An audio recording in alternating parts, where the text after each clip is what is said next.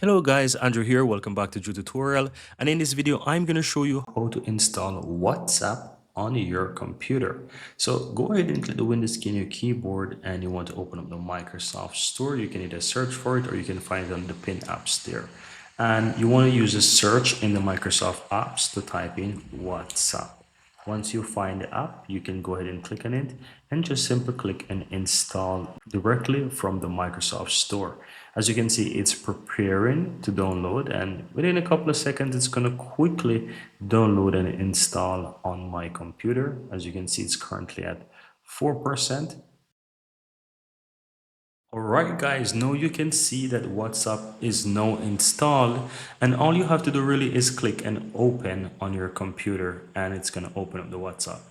And right now you can see that the WhatsApp is loading and you will need to log in. So how do you proceed from here? Click on login, and here you need to follow these steps to be able to sign it in on your computer. So you need to get your phone and you want to go ahead and basically click the three dots on the upper right hand side next to the camera icon once you're in WhatsApp. And as you can see here, it tells you that you need to go to link devices. So you want to find link devices, and here you can see they give you both options here for your Android and also on your iOS devices as well, so you can easily link WhatsApp. So on Android, just click menu and you will be able to find link devices. On the iPhone, you want to go to settings and you'll proceed from there.